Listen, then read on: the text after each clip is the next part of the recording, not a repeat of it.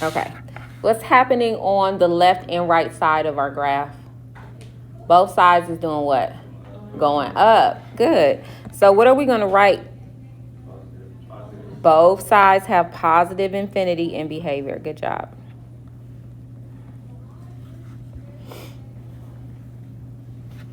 This is the left. This is the right. They're both going up. On this graph, though, this is the left. This is the right. What is the graph doing on the left? Down. It's going down, okay? Because it's going down or decreasing, see how it's decreasing? It's negative infinity on the left. On the right side is going up, so that would be what? Positive infinity. All right, any questions about our bell work? Go ahead, take out your note packet, and we're going to practice sketching graphs using some of the characteristics that we learned in this unit. We're going to sketch.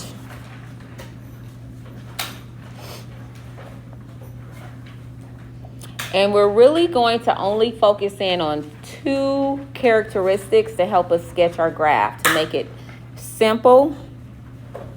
Can somebody tell me what page number this is, just so I'll know? 10?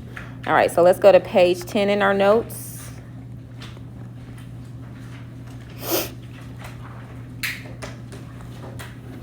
So I'm focusing on intercepts, and I'm really focusing on intercepts and in behavior.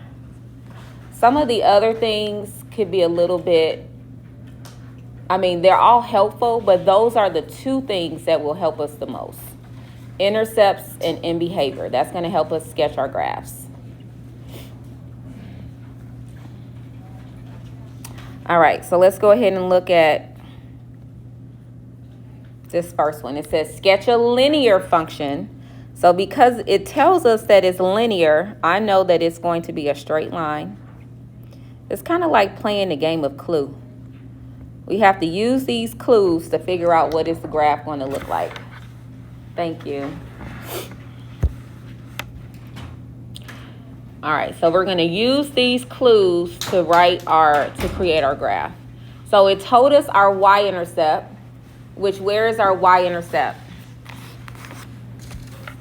Where did it say our y-intercept was located? -70. Go ahead and plot that point. Put a point at -70. So that would be right here.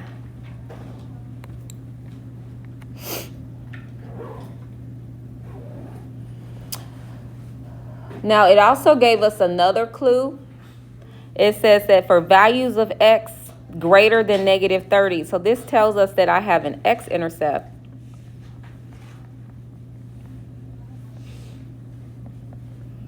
at -30.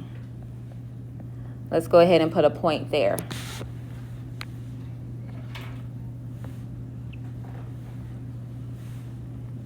And then using that, go ahead and make your graph. It should be a straight line.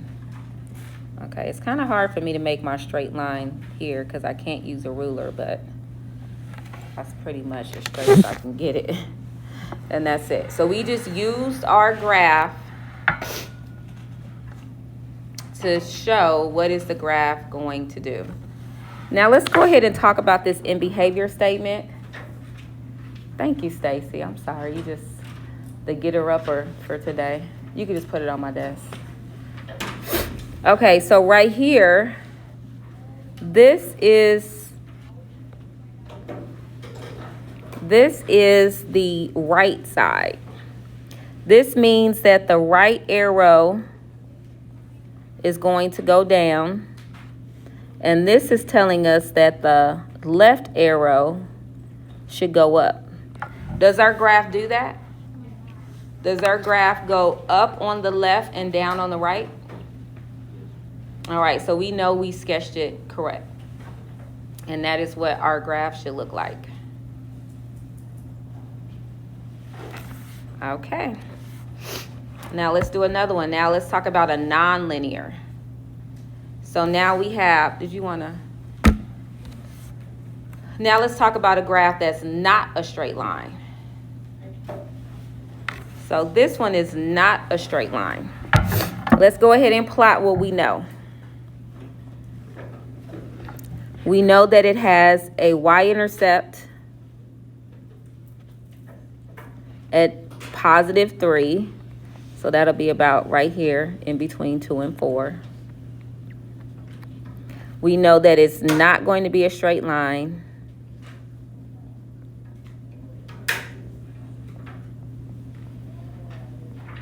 It's continuous, so it has no breaks.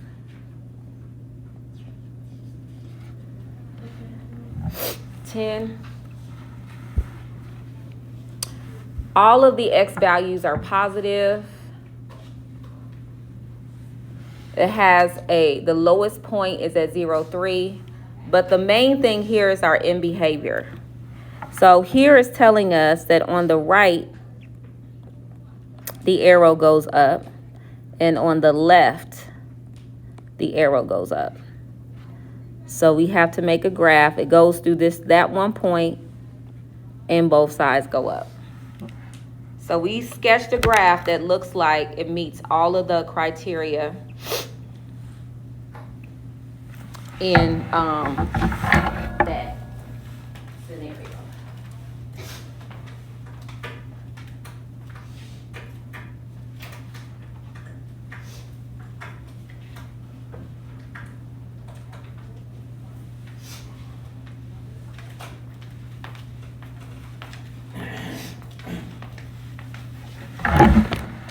All right, next graph.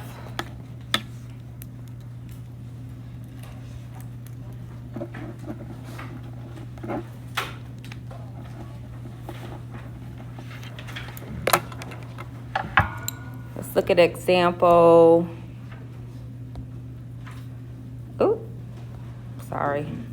Example 3, and then we'll end there. So it says, Hay is test driving a car that she is thinking of buying. She decides to accelerate to 60 miles per hour and then decelerates to a stop to test its acceleration and brakes. It takes her 15 seconds to reach her maximum speed and an additional 15 seconds to come to a stop. Use the key features to sketch a graph that shows the speed y as a function of time. So her y-intercept, she started off at 0. So let's go ahead and start and put a point here at 0.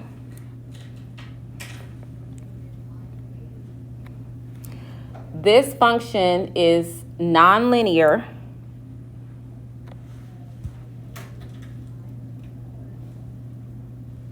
Her maximum speed is 60 after 15 seconds.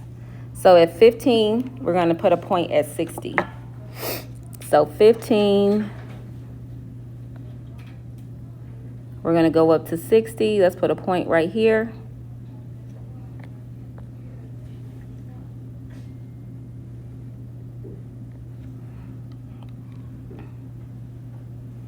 So in the beginning, she's increasing at a uniform speed. So go ahead and connect these 2 points with a straight line. And then Hay decreases the speed at a constant rate.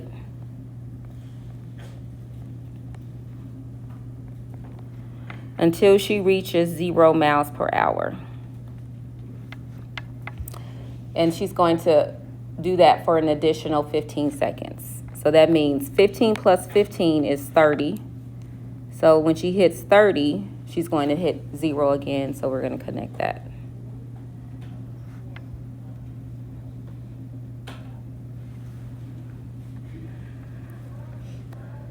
So because she started at 0 miles per hour and ends at 0 miles per hour, there is no end behavior. So this graph has no arrows. This graph it does not continue. She cannot go any less than 0 miles per hour.